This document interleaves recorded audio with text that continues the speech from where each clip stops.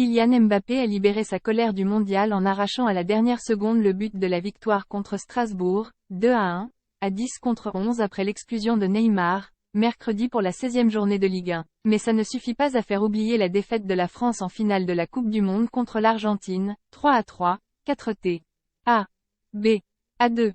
Je pense que je ne vais jamais le digérer, a lâché Kiki. À peine 10 jours plus tôt, son dernier geste en compétition était un tir au but, réussi contre Emiliano Martinez, sans empêcher la défaite, malgré son triplé, une volée et 2 pénaltys. Il en a encore réussi un contre Matsel, 90e plus 6, qu'il avait lui-même obtenu, touché par Jerzinho Niamsi. Tout au long du match, Kylian Mbappé a tout tenté pour faire passer le sale goût de ce triplé historique pour rien. Le gardien belge des Alsaciens a longtemps tout arrêté contre le vice-champion du monde 2022, 2 parades à la Neuer en face-à-face, 25e, 54e. Mais le meilleur buteur de la Coupe du Monde a eu le dernier mot, et reçu une ovation monstre. Neymar exclu, il avait déjà été accueilli comme un roi par le Parc des Princes, ovationné à l'annonce de son nom, et honoré d'une banderole, meilleur buteur de la CDM pur produit parisien. Le champion c'est toi. Au mondial, les stars étaient parisiennes, disait une autre banderole, en attendant le retour du nouveau champion du monde, Lionel Messi, attendu tout début janvier au camp des loges. Une autre de ses étoiles a aussi séché ses larmes du Qatar. Le capitaine brésilien Marquinhos est passé par toutes les émotions, buteur, 14e, buteur contre son camp, 51e, comme lors du quart de finale maudit contre la Croatie, et enfin décisif sur l'action du but vainqueur. Marquis a même cru signer lui-même la délivrance, mais le but a été annulé car l'arbitre avait sifflé la faute sur Mbappé un instant auparavant. Seul Neymar est passé à côté de sa rédemption. Rentré détruit psychologiquement du mondial 2-0-2-2, selon ses propres mots, Neymar s'est fait bêtement exclure en 1 minute par Clément Turpin, qui lui aussi revenait du Qatar. Après un premier jaune pour une main au visage de Thomasson, 61e.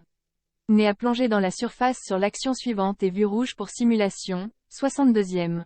Marquinhos sèche ses larmes sur l'action, le capitaine strasbourgeois Alexandre Djikou, également de l'aventure dans le désert, mais éliminé lui dès le premier tour avec le Ghana, retient son pied et ne touche pas le Brésilien. Tout avait pourtant bien commencé pour les Brésiliens du PSG, sortis en quart par la Croatie, 1-1, 4T. A. B. A2.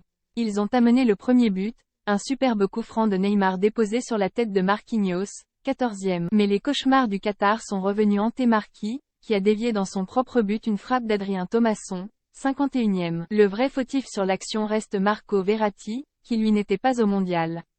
L'Italien a offert cette balle de but au ND strasbourgeois d'une passe en retrait inconsidérée. À côté de ses crampons tout le match, le petit hibou a bien mal fêté sa prolongation de contrat de 2 ans, jusqu'en 2026, annoncé au micro par le speaker du Parc des Princes avant le coup d'envoi. Verratti, depuis plus de 10 ans au club, devrait battre le record de matchs joués pour le PSG, détenu par Jean-Marc Pilorget, 435. Le milieu italien a disputé son 399e contre Strasbourg, mais il a perdu plus de ballons en un soir que depuis le début de la saison. À propos d'avenir, le jeune arrière-gauche El Shaddai Bichiabu, 17 ans, a disputé une bonne première titularisation, après 10 minutes initiales un peu balbutiantes. Le stress. Le Titi parisien est sorti sous les applaudissements nourris du parc. La soirée finit bien pour le PSG, qui compte 8 longueurs d'avance en tête sur Lens, 2e, attendu à Nice jeudi, 21h. Et les cœurs sont un peu moins lourds. Ici Beyrouth 29 décembre, 2000.